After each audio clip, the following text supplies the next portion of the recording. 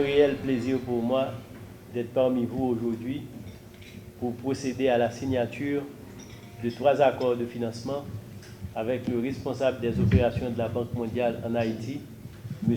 Laurent Mselati, respectivement dans les domaines de l'éducation, de l'agriculture et du transport. La formulation de ces projets, qui est le résultat de la coopération Banque mondiale-République d'Haïti, s'appuie sur des documents nationaux de référence élaborés par le gouvernement haïtien, notamment le plan de relance économique post-Covid-19 pour 2020-2023, PREPOC, et le plan de relèvement de la péninsule sud, PRIPS. Dans le domaine de l'éducation, il va s'agir d'un financement de 90 millions de dollars pour le projet de promotion d'une éducation plus équitable, durable et plus sûre en Haïti, promesse.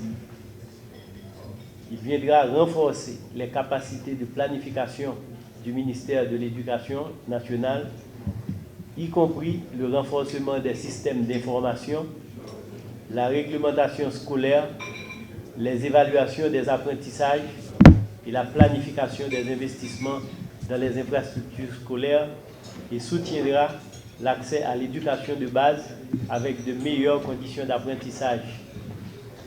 Le projet fournira à 262 écoles primaires publiques des subventions pour leur fonctionnement, des repas scolaires, des kits d'enseignement et d'apprentissage, une formation et un soutien aux enseignants et aux administrateurs, et aussi un soutien ciblé sur la lecture dans les premières années.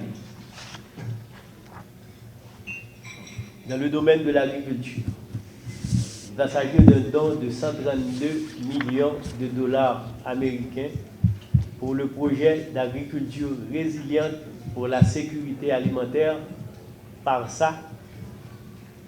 L'objectif de développement de ce projet est de soutenir l'accès des bénéficiaires du projet à des aliments nutritifs et d'augmenter la production agricole adaptée au climat et à la nutrition, y compris dans les zones touchées par le tremblement de terre.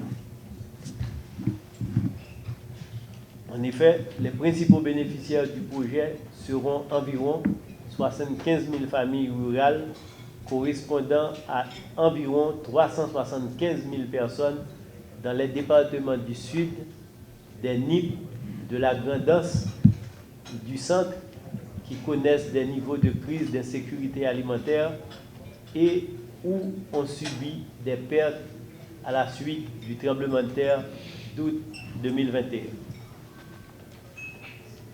Dans le domaine du transport, il s'agit d'un financement additionnel, comme vient de mentionner le représentant de la Banque mondiale.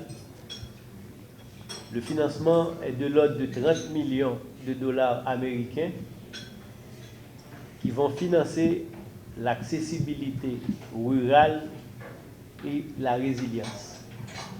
Il convient d'augmenter les moyens mobilisés pour le renforcement de l'accessibilité partout temps dans les zones touchées par le tremblement de terre et le Grand Sud plus généralement. Les interventions contribueront à augmenter la connectivité des populations du Grand Sud et permettra aussi d'améliorer la résilience du réseau routier dans les 3 départements de la péninsule du Sud. Une attention particulière sera portée à renforcer les accès à des services essentiels et à la participation des femmes dans les travaux de réhabilitation.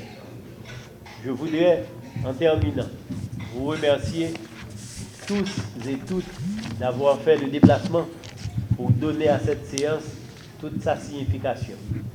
Je compte sur votre habituel concours, collègues ministres, pour mener à bien ces projets qui sont si importants pour l'amélioration des conditions de vie des populations des départements ciblés.